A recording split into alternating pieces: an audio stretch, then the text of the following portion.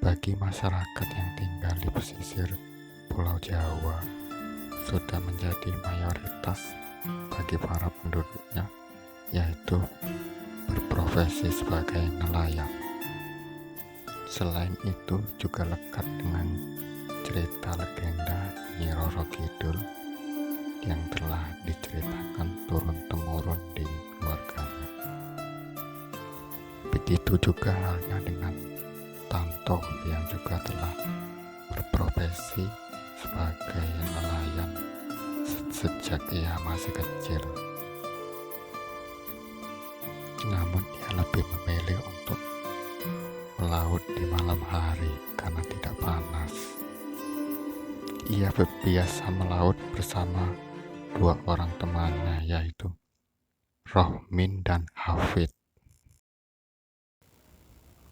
Di hari itu, ia sedang memeriksa jaringnya, apakah ada kerusakan atau tidak. Ia lalu memeriksanya dan tidak ada kerusakan. Ia akhirnya akan berangkat melaut. Dengan dibantu oleh dua orang rekannya tadi, ia lalu memeriksa perlengkapannya, seperti solar dan perlengkapan yang lainnya. Tak lupa, Tanto lalu menyalakan lampu seperongkeng. Apalagi hari sudah mulai gelap, sehingga inilah penerangan yang biasa ia gunakan untuk melaut malam hari.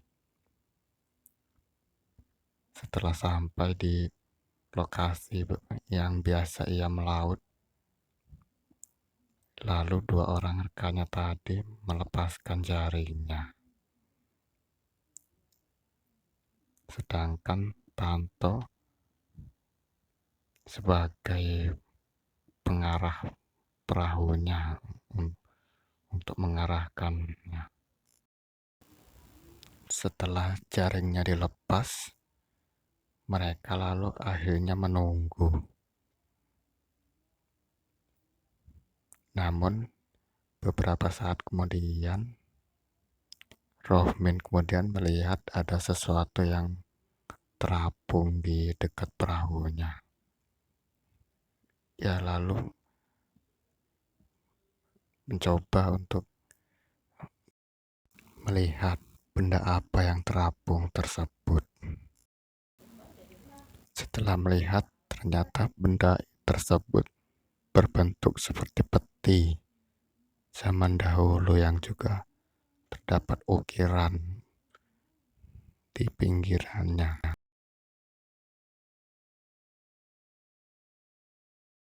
Setelah berada cukup dekat di perahunya, Rohmin lalu mencoba untuk mengambilnya.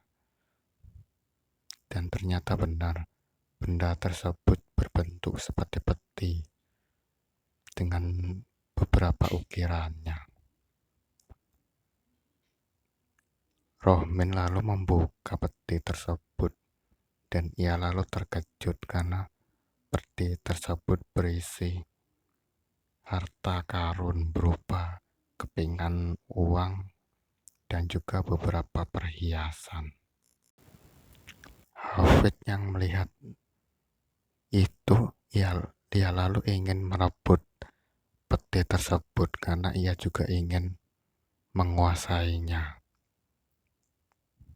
Apalagi mereka berdua memang hidup susah sehingga mereka ingin sekali menjadi kaya raya. Mereka akhirnya terlibat keributan sehingga Tanto kemudian harus melerai mereka berdua. Dan Tanto kemudian menyarankan agar mereka berdua membagi rata emas tersebut. Menurut Tanto, itu adalah rezeki dari Allah. Namun saat mencoba melerai mereka berdua, mereka tidak sadar kalau ada sebuah ombak besar yang kemudian langsung menghantam perahu mereka. Mereka langsung tergulung oleh ombak dan hal ini hanya keajaiban yang bisa menolong mereka. Keesokan paginya, para nelayan kemudian menemukan Tanto yang pingsan di pinggir pantai. Lalu para warga kemudian menggotong Tanto untuk membawanya ke rumah. Para warga yang lain lalu mencoba untuk mencari Rohmin dan Hafid dengan menelusuri pantai. Namun mereka tidak menemukannya, sehingga mereka lalu meminta bantuan dari tim SAR. Setelah seharian melakukan pencarian, tim SAR tidak menemukan dan hanya menemukan perahu dari Tanto yang sudah rusak. Lalu meminta bantuan kepada Mbah Karto.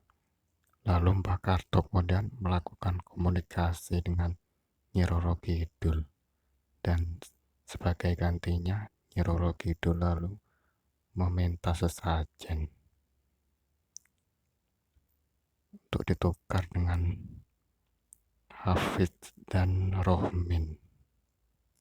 Setelah mengarungkan sesajen, akhirnya jasad Rohmin dan Hafid akhirnya muncul dari dalam laut, dan seperti ada yang menggerakkan kedua jasadnya lalu bergerak sendiri mendekati pantai. Dan hari itu juga kedua jasadnya langsung dikebumikan, dan tak lupa Tanto kemudian mendoakan kedua temannya tersebut. Tanto lalu memperbaiki perahunya, karena jika ia tidak melaut, ia tidak akan mendapat uang. Setelah merasa sehat dan perahunya sudah bagus, ia lalu kembali melaut, dan ia lalu berpamitan dengan istrinya. Hari itu ia melaut pagi. Pada siang harinya, di rumahnya lalu datang seorang nenek tua yang kemudian ingin meminta makanan. Lalu istrinya Tanto mempersilahkannya masuk dan kemudian memberikannya makanan. Kebetulan hari itu ia masak makanan yang banyak.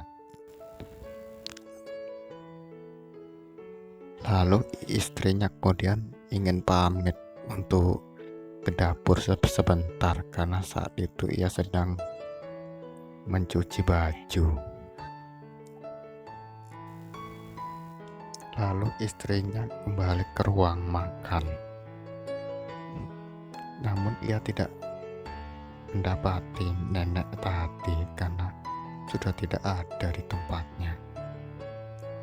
Ia lalu melihat keluar, namun ia tidak menemukan lagi nenek tersebut. Namun bungkusan kain dari nenek tersebut tertinggal, sehingga ia lalu menyimpannya di lemari. Setelah Tanto pulang, lalu istrinya menceritakan tentang kedatangan si nenek tadi. Tanto lalu bertanya, "Di mana kau simpan bungkusannya?" Lalu istrinya menunjuk ke lemari.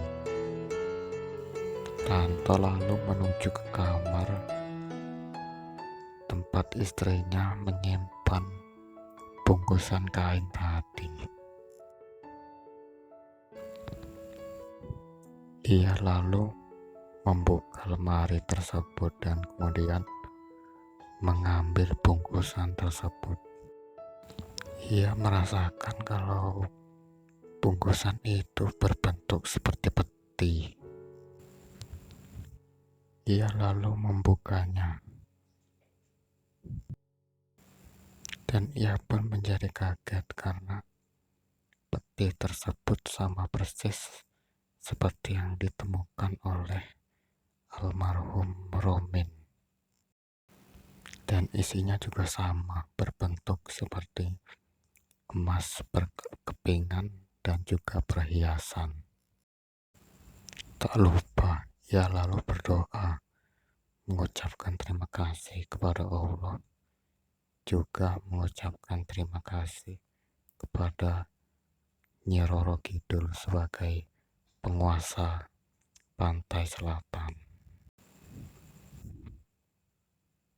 Tak lupa ia lalu mengarungkan sesajen sebagai ucapan terima kasih kepada Nyi Roro Kidul. Oke, sekian kisah hari ini. Semoga bisa diambil hikmahnya. Jangan lupa subscribe bagi yang belum. Terima kasih.